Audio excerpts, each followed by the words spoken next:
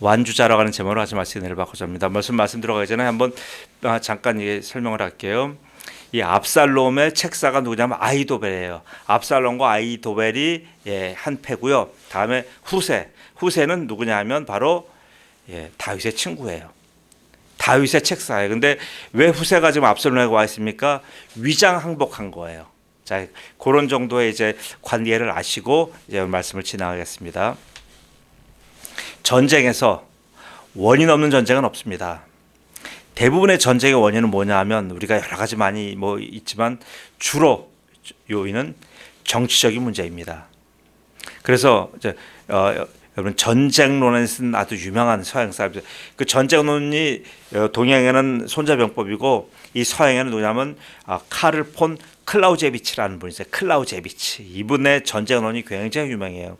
이 전쟁을 연구하는 분들은 양대 서적은 전부 다 아주 고전이에요. 클라우제비치의 명저 전쟁론에서 뭐라고 얘기하냐면 전쟁은 정치의 연장에 불과하다. 무슨 말이에요? 모든 전쟁은 정치적인 문제 때문에 생긴다 이 말이에요. 압살롬과 다윗의 전쟁도 결국은 뭐예요? 정치적인 문제예요.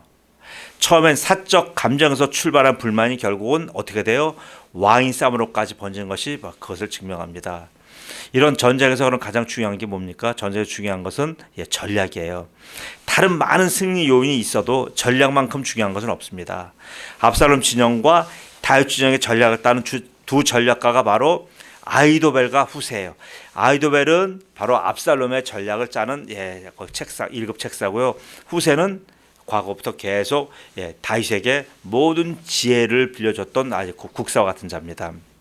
근데 다윗은 아들을 대상으로 전면전하지 않아요. 왜? 아들이 이방 족속이 아니잖아요. 그래서 다윗은 전면전보다는요 압살롬 진영의 내분을 일으키는 전략을 짠 거예요.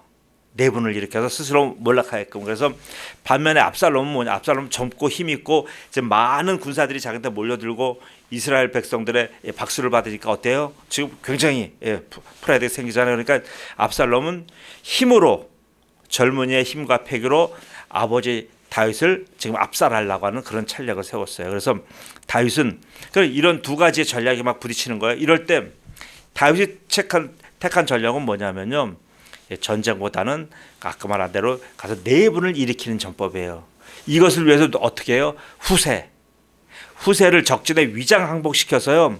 내분을 일으키게 하는 아주 고도의 심리전 전술을 사용한 겁니다. 대단해요. 다윗은요. 반면에 압살롬은 많은 이스라엘 사람들이 자기네 돌아오죠. 이런 흐름이 그래요. 또 대세는 뭐예요? 많은 지도층 인사들도 지금 막 투항하고 이래요. 그러니까 어떻게 돼요? 그렇게 막 사람 쏟아져 들어오니까 누가 제대로 사람을 스크리닝 걸르지를 못했어요.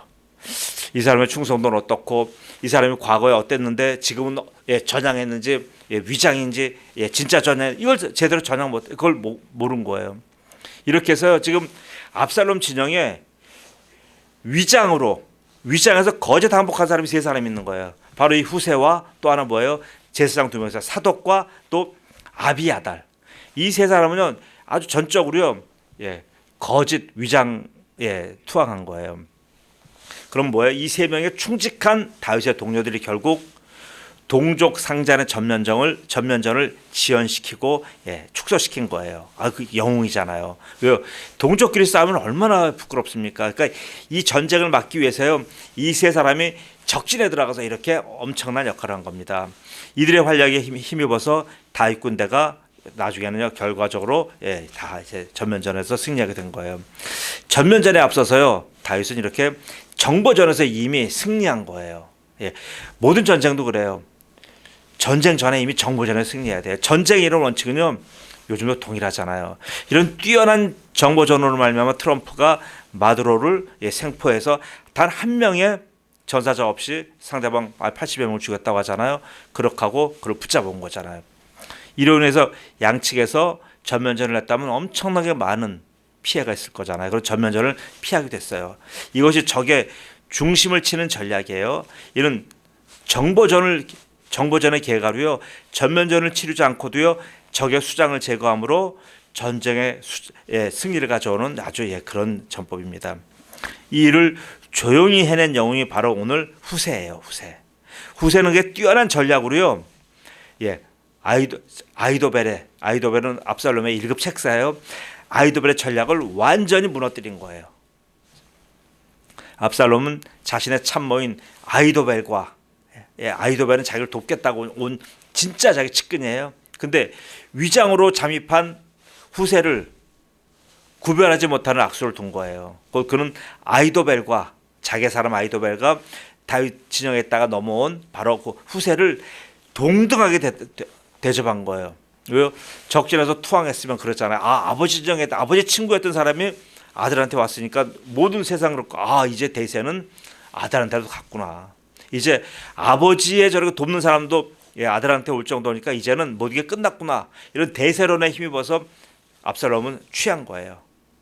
이제는 모든 게 이제 내 세상이야. 그런 거예요. 그래서 그는 자신의 책사인 아이도벨의 말을 들어야 함에도 불구하고요. 그런 지금 분위기에 취해서 오히려 다윗의 당대 최대의 책사였던 후세의 전략을 채용하는 대실수를 저지른 거예요. 이 한 수로 말미암아 뭐예요? 결국 압살롬의 거사는 다 실패로 돌아가고 압살롬이 죽임을 당하게 된 거예요. 천재지략가 아이도벨은 압살롬의 저런 행태에 실망해서 어떻게 돼요? 조용히 압살롬 곁을 떠나요. 그리고 나중에 어떻게 돼요? 자살해요. 왜요? 이제 끝난 거예요. 아이도벨은 알아요. 이 한 수 때문에 자기가 아이도벨은 뭐라고 해서 아까 1절에 압살롬한테 12,000명 내게 주시오. 12,000명을 내게 주시면 내가 오늘 이 밤에 가서 지금 다윗의 목을 내가 쳐갖고 오겠습니다. 이 얘기한 거거든요. 그럼 전면전을 치르지 않고도요. 적의 수장 다윗의 목만 베우면 이 전쟁이 끝납니다. 그런 거예요. 그러니까 얼마나 아이도벨은 압살롬을 해서 자기 목숨을 걸은 거잖아요. 자기는 이 압살롬의 새로운 세상을 위해서 목숨을 건 거예요. 걷는데도 불구하고 압살롬은 그런 아이도벨의 충성을 여기서 인정하지 않은 거예요. 그리고 나서 뭐라 그래요? 오히려 백성들 옆에 있는 용사들 다 모아요. 용사들 다 모으고 후세도 데려와라. 그럼 후세는 워낙 전략가고 지략가고 많은 공적을 세운 사람이니까 후세 데려와라. 후세의 얘기도 한번 들어보자. 후세가 왔어요. 후세한테 얘기했는데 그럼 후세의 얘기를 들어보면 되는데 먼저 어떤 짓을 했냐면 아이도벨이 한 모든 책략을요 전부 다 후세에게 다 얘기한 거예요. 야 후세야 들어봐라. 너 아이도벨 알지? 잘 알죠. 아이도벨이 나한테 이렇게 얘기하더라. 12,000명을 달라고 해서 주면 오늘 밤에 가서 다윗의 목을 베운다고 하더라. 근데 너는 어떻게 생각하니? 그러니까 거기서 후세가 얘기하는 거. 후세 큰일 났죠. 속으로는 난리 났잖아요. 이거대로 작전이 들어가면 다윗은 목이 잘리는 거예요. 그러니까 거기서 후세는 아주 아무렇지도 않은 듯이 노련한 노정객같이 아니면 자기가 모든 기술을 다 발휘하는 대지략가답게 차근차근 얘기하면서 압살롬의 주위에 있는 모든 사람을 전부 다 설복시켜요. 그러니까 결론이 뭡니까? 결국 압살롬이 야 좋다. 저 아이도벨의 계략보단 지금 이 후세의 계략이 훨씬 낫다. 그리고 여기 많은 신료들한테 물어봐요. 야 니들 어떻게 생각하니? 근데 그 신료들이 무슨 힘이 있어요? 그 독재자 같은 압살롬이 다 좋다고 이미 다 결정하고 물어보는 거니까 왕의 원하신 대로 하십시오라고 했어요.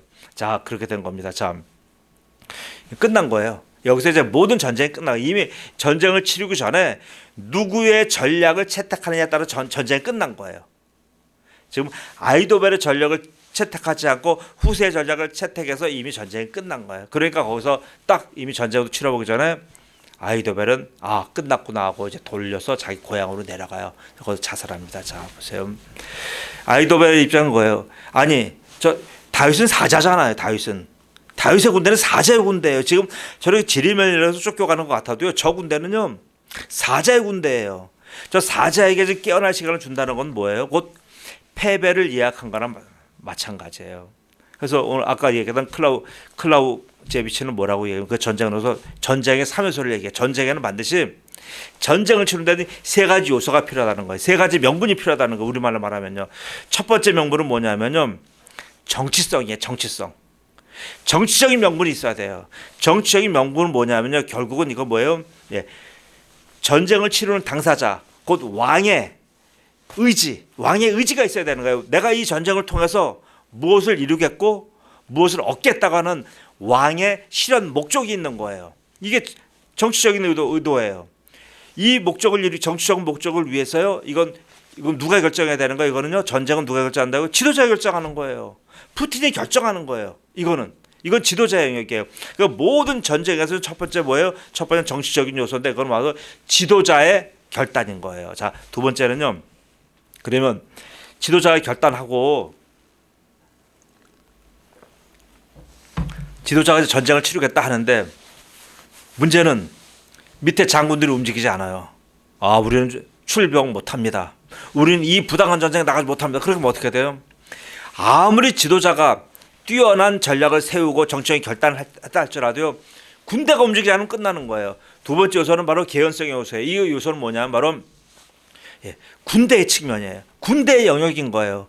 군대가 협조하고 군대가 가서 투입되고 군대와 함께 보급이 들어가야 되는 거예요. 이게 안 들어가면 전쟁은 할 수가 없어요. 이길 수가 없는 거예요. 두 번째가 이거예요. 자, 개연성. 자, 그래서 근데 이 군사의 측면에서요. 바로 압살롬이 실수한 거예요. 압살롬 전쟁을 하겠다는 정치적인 측면에서 압살롬은 대단하게 결정을 지고 잘했는데 이 군사적인 영역에서는 실패한 거. 왜요?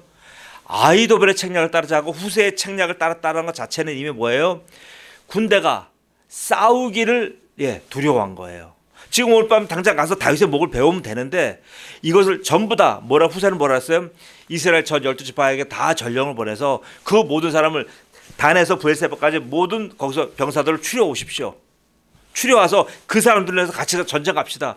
그렇게 해서 사람을 몰려면 얼마나 걸려요? 열흘 걸릴지 20일째 걸릴지 모르잖아요. 그럼 그때까지 전쟁 안 하겠다는 얘기예요. 전쟁터에서 전쟁을 안 하겠다는, 군사가 움직이지 않겠다는 얘기예요. 그럼 뭐예요? 아비아달이 보면 아비아달이 아니라 여기서 그 아히도벨이 보면 이건 전쟁 안 하겠다는 얘기거든요. 군사가 움직이지 않겠다는 얘기예요. 그럼 뭐예요? 자기도 군사를 주면 가서 목을 베어 오겠다고 얘기하는데도 불구하고 지금 압살롬은 군사를 움직이지 말라는 얘기랑 똑같은 거예요.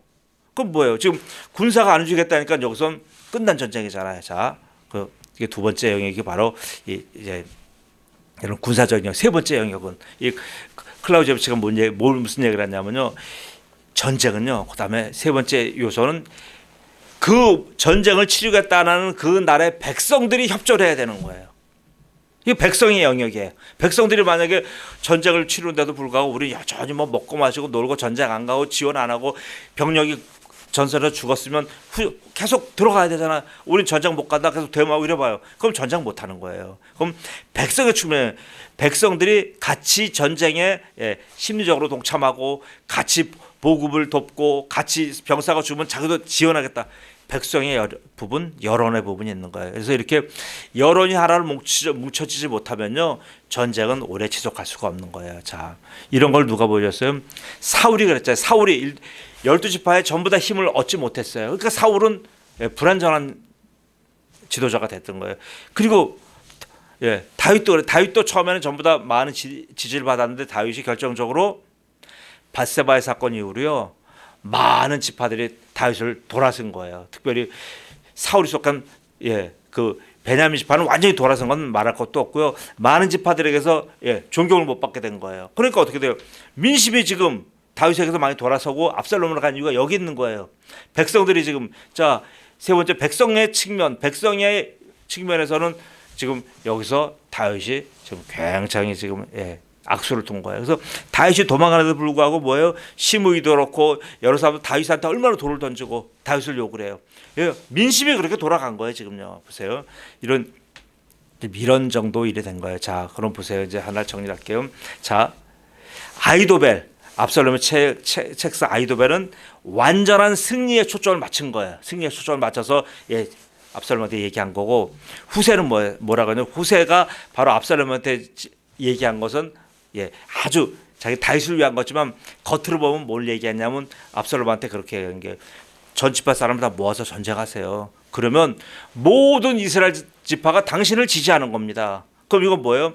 전쟁이 끝나고 나더라도 당신이 통치하는 데 수월합니다. 왜요? 모든 사람들이 같이 당신을 도왔기 때문에 모든 사람은 다 당신 편이며 쉽게 말하면 당신과 함께 공범입니다. 그래서 저 사람은 당신한테 협조할 수밖에 없습니다. 그렇게 되면 당신의 왕국과 왕위는 계속 탄탄대로입니다. 이런 얘기를 하는 거예요. 그러니까 보세요. 압살롬은 이미 이 전쟁은 자기가 승리했다고 지금 생각하고 있는 거잖아요. 승리한 전쟁이기 때문에 자기는 당장 지금 이 전쟁에서 이기는 게 목적이 아니라 이미 이긴 전쟁이니까 앞으로 길게 자기와 자기 아들 때 계속 자기가 씨를 나가서 자기의 왕국이 계속 안정되는 걸 바라는 거예요. 멀리 바라보는 거죠. 왜? 이미 전쟁 승리한 거니까. 그러니까 지금 아히도벨의 책략을 받아들이지 않고 후세의 전략을 받아들인 거예요. 자, 이기긴 못 이겨요, 자기가요. 참 그런 거예요. 그래서 그러니까 이렇게 돼 갖고 이제 딱 진정시켜 놓고 나니까 후세가 큰일 났잖아요. 얘기를 전해야 되는데 자기로서는 전할 방법이 없잖아요. 거기 같이 투항했던 사독과 그다음에 이게 아비아달 제사장한테 얘기해요. 자, 제사장님, 지금 이러이러한 일에서 내가 이렇게 해서 지금 저 사람을 거짓 진정시켜 놨습니다. 시간 벌어놨습니다. 그러니까 빨리 다윗 왕한테 전해서 다윗 왕보고 빨리 피하라고 하십시오. 그 얘기를 한 거예요. 그러니까 바로 사독과 아비아달 그 두 아들이 있어요. 요나단과 아히하마스라는 그 아들을 통해서 젊은이들 통해서 야, 빨리 가 전해라. 이게 도망가가지고 가다가 또 쫓기기도 하고 막 이런 일이 있었는데 결국 탈출해서 다윗에게 그대로 옮겨요. 그러니까 다윗은 그때 어디 있었냐면 요단강 직전에 있었던 거예요. 여기서 요단강 건너가면 거기는 암몬 족속의 땅이니까 남의 나라 땅이니까 우리가 내란 때문에 나라를 쫓겨가는 패왕이 되기 싫으니까 거기서 그냥 머물러 있었던 거예요. 머물러 있어서 이 소식을 들었는데 보니까 딱 오는 거 보니까 이러이러해서 저기서 지금 완전히 병사를 모아서 대치로 올 겁니다. 그러니까 어떻게 돼요?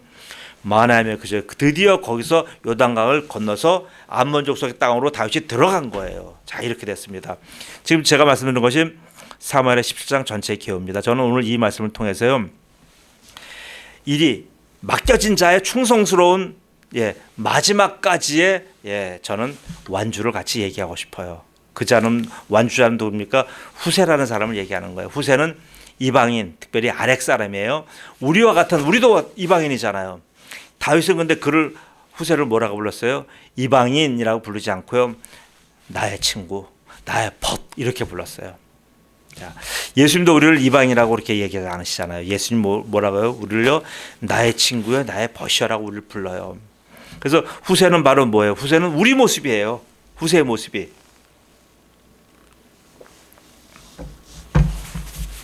그래서 다윗은 바로 예수님을 예표하는 거고요. 후세는 우리의 대표자예요. 후세는 지금 여기 보여요. 교회를 말한다면 모든 지금 직분을 다 감당하고 은퇴해서 집에서 쉬고 있는 거예요. 목회자로 말한다면 목회사를 다 마치고 지금 은퇴해서 교회에서 낙향해서 쉬고 있는 거예요. 자, 그런 후세가 지금 아주 다 이제 편안하고 자기 일을 다 마치고 얼마나 영광스러운 은퇴를 했습니까? 그가 왜 이렇게 나온 거예요? 그는 다윗의 이런 위험스러운 피난 행렬에 그가 동참할 필요가 없는 자예요. 왜요? 그런 은퇴한 사람이 뭐를 해요? 그가 무슨 다윗이 뭐 그런 어려움을 당해도 자기가 전쟁을 할 수가 있습니까? 아니면 군사를 자기가 동원할 수가 전혀 할 수가 없어요. 근데도 불구하고 이 은퇴자가 노병이 쉬고 있다가 지금 다윗이 공경을 당해서 지금 이렇게 도망가고 있다는 소리를 들으니까요, 그 자리에서 바로 다른 걸 다 박차고 튀어나와서 다윗을 만나러 나온 거예요. 온 머리를 산발하고요, 맨발로 나와갖고 다윗을 만나는 거예요. 그래서 사무엘하 15장 32절에 그 모습이 이렇게 돼 있어요. 다윗이 하나님을 경배하는 마루턱에, 이제 감람산 이제 넘어가는 그런 데겠죠. 마루턱에 이를 때에 아렉 사람 후세가 옷을 찢고 흙을 머리에 뒤집어 쓰고 다윗을 맞으러 온지라. 이게 뭐예요? 이 모습은 후세가요, 너무나 원통하고 너무나 억울하잖아요. 그러니까 이제 자기의 남은 이 노인네 늙은이의 목숨이라도 다윗 왕을 위해서 내가 바치겠습니다 하는 이 얘기예요. 다윗에게 그런 결의와 결단을 보여주는 거예요. 보세요. 모든 나란일에서 다 은퇴하고 낙향해서 편안히 노후를 즐기고 있던 그 후세가 사색이 돼서 자기의 자리를 박차가 나온 거예요. 대단하잖아요. 이유는 뭐예요? 단 하나예요. 자신의 주인이며 자신의 친구인 다윗이 다윗의 목숨이 경각 중에 있기 때문에 그렇잖아요. 저 모습을 보고 다윗은 그를 설득해서, 야, 후세요, 당신이 나를 도와줄 게 하나도 없네. 그냥 집으로 돌아가셔. 그냥 쉬시게. 나한테는 많은 군사들도 있고 나한테 많은 젊은이들이 많아. 이들 데리고 내가 전쟁할게. 그러지 않았어요. 다윗이. 보세요. 참. 대신에 다윗이 어떻게 했냐면 자기 친구 그 후세의 결단과 후세의 돕겠다가 나온 그 눈빛을 보고요, 다윗은 그의 마지막 노병의 충성을 받아들이는 거예요. 그대가 마지막 목숨을 나에게 바치겠다고 하니까 내가 받아들이겠어. 그러면서 그에게 어떻게 돼요? 받아들이면서 다윗은 그를 그럼 뭐예요? 받아들이는 건 뭐예요? 받아들였다는 것은 그에게 새로운 일을 줘야 되잖아요. 이 일을 안 주고 어떻게 계속 받아들여요? 그러니까 새로운 직임을 준 거예요. 그 은퇴한 후세에게. 자, 그에게 준 마지막 직임은 뭐냐면요, 이제 뭐예요? 장군을 줄 수도 없고 무슨 어떤 장관을 줄 수도 없고 뭐 줄 수 있는 공식적인 라인에서 줄 수 있는 직책이 하나도 없어요. 그건 뭘 줘요? 바로 그에게 스파이라고 하는 직임을 준 거예요. 정탐꾼, 성경에 나온 정탐꾼이라고 직임을 준 거예요. 내가 지금 당신을 나의 개인적인 정탐꾼으로 임명하니 당신은 지금 나를 떠나서 내 아들 저 못돼 먹은 놈 압살롬에게 들어가서 압살롬의 그 정보를 빼오고 압살롬의 마음을 누그러뜨리고 거기서 한마디로 심리전과 정보전을 해주세요 얘기한 거예요. 이걸 요즘 말로 말한다면 하이브리드 전쟁이에요. 하이브리드 전쟁은 뭐냐면요, 우리가 총과 칼과 무력과 대포로 쏘기 이전에요, 이미 정보와 심리전과 그리고 그 백성들의 민심을 막 여기 동요시켜서 그 사회를 전쟁에 나가겠다는 항전 의지를 꺾어버리는 거예요. 이 하이브리드 전쟁이에요. 자, 이런 전쟁의 책임자가 누구예요? 자기 지정인 사람은 아무도 할 사람이 없어요. 이런 거는 왜 이 하이브리드 전쟁 할 수 있는 사람은 고도의 두뇌와 충성심과 그리고 임기응변과 경험이 있어야 돼요. 자기 밑에 있는 사람은 그걸 할 사람이 없는 거예요. 이걸 할 사람은 누구예요? 최고의 책임자가 은퇴한 후세인 거예요. 그래서 후세를 그래서 임명하니까 보세요. 후세는 자기 그 새로운 직임을 받아가지고 들어가요. 압살롬한테 가고 압살롬한테 항복하니까 압살롬이 놀란 거. 당신 여기 왜 왔어? 당신은 우리 아버지 다윗의 친구인데 여기 왜 왔어? 그와 함께 지낼 사람이 여기 왜 왔습니까? 그랬더니 후세가 이게 내가 과거에는 당신의 아버지를 지지한 건 맞고 아버지를 도와서 나라를 세운 건 맞지만 이제 아버지의 아들이 지금 이렇게 장사하고 그분이 왕이 됐으니까 이제는 내가 아버지를 섬긴 것처럼 당신의 아들을 섬기겠습니다. 그런 거예요. 그러니까 여기서 그냥 녹아버린 거예요. 압살롬이. 야, 드디어 천하의 이제 왕권이 내게 오는구나. 모든 사람의 민심이 나한테 오는구나. 아버지의 절친조차도 나한테 와서 머리 숙이니까 이제 거기서 압살롬은 이제 와, 이제는 끝났구나. 이제 그런 거예요. 자, 거기서 그가 들어가가지고 평생 그가 경험했던 자기 가지고 있는 여러 가지 많은 그 지식을 다 동원해갖고 여기서 심리전과 여론전을 펼쳐서요, 그 상대 진영의 분열과 혼란, 판단착오, 오판을 다 유도해내는 거예요. 자, 보세요. 여러분, 역사에 이런 사람이 한 명 있었어요. 혹시 여러분 엘리 코헨이라고 하는 사람을 들어봤나 모르겠어요. 엘리 코헨이라고 하는 사람. 저는 이제 이런 전쟁사나 제가 이런 데 관심이 많아 갖고요. 이 엘리 코헨에 관한 책을 예전부터 좀 읽었어요. 엘리 코헨이라고 하는 사람은요, 유대인이에요. 유대인인데 이 사람이 독특한 사람이에요. 하여튼 이 사람은 이집트에서 태어났어요. 이집트에서 태어나갖고 이집트에서 태어나서 거기서 모사드에 이제 포섭이 돼갖고 거기서 모사드 대학에서 이집트에서 그 정보 전쟁하다가 거기서 들통나서 쫓겨나요. 이상하다, 내가 뭐가 부족하지? 그럼 이 사람이 다시 남미에 가서 자기 신분을 다 세탁하고 다시 와가지고 이제 어디로 들어갔냐면 다시 시리아로 들어간 거예요. 시리아가 지금 여기 암몬이라는, 성경에 암몬이라는 나라예요. 그걸 들어갔어요. 들어가갖고요, 거기서 모사드에서 돈 대주지 뭐 가진 뭐 편의를 다 봐줘갖고 거기서 승승장구해갖고요, 어디까지 올라가면 이 사람이 나중에 최종적으로요 시리아의 국방부 차관까지 올라가는 거예요. 굉장하잖아요. 이스라엘이 여태까지 상대방 진영했던 최고위층 스파이가 엘리 코헨이에요.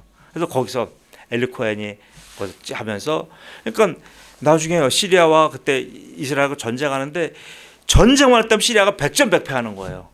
그러니까 시리아가 난리가 난 거죠. 도대체 왜 일어나고 나중에 안 되고 전부 다 내부의 습파를 다 색출해서 거기서 걸린 거죠. 보니까 엘리 코헨이 국방 차관으로 있어서 모두 고급 정보를 이스라엘에 다 주는 거예요. 그러니까 거기서 나중에 붙들려 갖고 이 사람이 거기서 참수형을 당해, 공개 참수형을 당해. 근데 1965년 나이가 40세예요. 40세의 나이에 엘리 코헨이 거기서 죽어요. 참 아주 죽으면 죽으려라요. 유대인들이 그런 사람들이 있기 때문에 저렇게 지금 나라가 그 덕분에 엘리 코헨 때문에 어떤 일이 생겼냐면요. 골란 고온이라는 땅이 있어요. 그 골란 고온은 그 레반트 땅에서 최고의 거기가 감제고지예요. 거기만 딱 장악을 하면요, 그 모든 일대 땅을 다 관찰할 수가 있는 그렇게 좋은 땅이에요. 그 골란 고온을 그때 전까지는 전부 다 시리아 땅인데 그거를 이스라엘이 점령해 버린 거예요. 엘리 코헨 때문에. 그래서 그때 이후로 지금까지요, 이스라엘이 절대로 내주지 않는 땅은 바로 골란 고온이에요. 골란고를 딱 찾아왔기 때문에 골란고에서 보면 저기 다마스커스까지가 비록 40km, 70km밖에 안 나와요. 그냥 비행기 뜨면 바로 때려 버리는 거예요. 다 보여요. 그런 걸 잡은 거예요. 엘리 코헨이 참. 바로 이 당시에 엘리 코헨이 누구예요? 바로 지금 이 후세인 거예요. 후세가 가서 이 얘기를 한 거예요. 자, 이 첫 수요에 배우신 사랑하는 성도 여러분, 후세는 누구예요? 우리의 내일의 모습이에요. 우리가 보통 이제 조금 있으면 다 은퇴할 겁니다. 교회도 직분이 있어서 직분 마치면 이제 원로로 들어가고 저도 은퇴할 거예요. 은퇴하고 나면 전부 다 이제 교회 일도 손 띄고 목회자는 이제 교회도 손을 띄고 이제 전부 다 한편으로 자연스러워집니다. 그러면 내가 그 교회 직분은 내가 이제 손을 다 놓지만 하나님께 받은 사명은 우리가 다 없어지는 겁니까? 아니에요. 그 사명은요, 지금 여기 엘리 코헨처럼 그리고 또 누구예요? 지금 이 후세처럼 사명은 있는 거예요. 새로운 직임을 받는 거예요. 은퇴 이후에 새로운 직임을 받는, 그 직임 받아서 어떻게 돼요? 그 직임 받고 끝까지 나가야 되잖아요. 이렇게 한 대표적인 성령의 사람이 누구냐면 바로 바울이에요. 바울은 그랬어요. 디모데후서 4장 10절에 나는 선한 싸움을 싸우고 나의 달려갈 길을 마치고 믿음을 지켰으니. 보세요. 이게 그냥 난 은퇴해서 난 논다. 은퇴해서 뭐 해외 돌아다닌다. 은퇴해서 난 뭐 여기저기. 진짜 너무너무 부끄럽고 창피한 거예요, 사실요. 바로 이것이 지금 바울의 고백이고 후세의 고백이고 여러분과 저의 고백입니다. 물질과 이제 건강으로 할 수 없었던 일이 이제 우리 이제 더 이상 우리가 은퇴하고 나면 물질로도 할 수 없고요. 우리가 건강으로도 할 수 없어요. 곧 내 힘으로는 이제 주의를 못 해요. 근데요, 그때는 뭐예요? 그때 은퇴 후 주님께서 새로 주시는 일은요, 보세요. 이제는 여태까지 평생을 통해서 나를 인도했던 주님과의 나와의 내밀한 교제의 기록, 그리고 주님이 나를 인도하셨던 그 놀라운 간증의 경험들, 이런 거 남아 있잖아요. 그런 걸 가지고요, 우리가 끝까지 지금 우리의 사명새로 감당해야 되는 거예요. 그 사명 뭐예요? 그 사명에 누구는 전도일 수가 있고, 누구는 계속 어떤 힘들고 어려운 사람을 돕는 사람이 있고, 주위에 이런 사람들 많아요. 80대 중반이 돼도요, 지금도 여전히 선교지 다니면서 복음 전하는 사람도 있고요. 물질 갖고 계속 봉사하는 분들도 있고 이래요. 지금 내가 지금 나이가 70세에서 나 은퇴했다, 이거 갖고 하나님과의 관계에서 하나님 나 은퇴했는데 이런 얘기하면 큰일 나는 거예요. 우리는요, 은퇴하고 나면 새로운 직임이 주어지는 거예요. 그래서 이 밤에 오신 전 주의 종들에게 한번 도전을 요청합니다. 우리가 이제 은퇴하고 나더라도 주님께서 우리에게 새로운 분명히 직임 주셔요. 후세에게 주셨던 거 보면 주시고요. 그래서 그 직임은 우리가 그때 받으면 다시 그것 가지고 감사하고요. 흔들리지 말고요. 끝까지 달려나가서 저는 여러분이 마지막 완주자가 되시기를 예수님의 이름으로 축복합니다. 아멘. 기도합니다.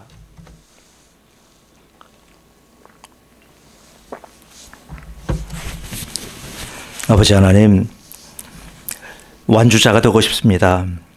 이제 우리가 구원받은 것 감사하고 교회에서 여러 가지 직임으로 사용해 주시는 것 감사한데, 아버지 하나님, 이제 그 모든 실무의 일이 이제 우리가 떠나지고 우리에게 더 이상 교회에서도 어떤 일을 맡기지 않는 나이가 될 때 하나님, 우리는 그럼 무엇으로 하나님께 영광을 돌려야 될까요? 무엇으로 인생의 마지막을 우리가 계속 우리의 자서전을 써내려가야 될까요? 아버지 하나님, 이럴 때 후세가 주는 놀라운 오늘 교훈을 저희가 받았습니다. 아버지 하나님, 우리가 지금 인생에 전부 다 이제 60이 다 넘은 우리 세대에 이제 어느 정도 있으면 전부 다 우리가 심우하는 일들을 다 손에 놓고 이제는 우리가 제 2선으로 물러나게 됩니다.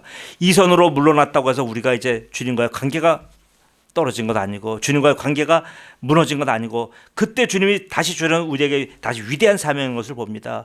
그 사명 때문에 후세는 자기의 목숨을 걸었고 바울 사도도 자기의 목숨을 거는 것 봅니다. 아버지 하나님, 우리가 이런 삶 살기를 원합니다. 우리가 이제 정해진 시간표가 끝났다고 해서 나머지 시간표를 방종하거나 육체의 때를 위하거나 내 세상의 견문과 여태껏 인생에 못 해봤던 것 그런 거 먹고 마시고 취하고 여행 다니는 제발 이런 짓 하지 않게 도와주시며 인생의 마지막을 하나님이 인도하신 새로운 주시는 이 직임을 가지고 하나님의 영광과 많은 분들에게 우리를 통해서 역사하셨던 그 하나님을 드러내는 귀한 종들로 한 분 한 분 축복하여 주옵소서. 감사하며 예수님의 이름으로 기도드리옵나이다. 아멘.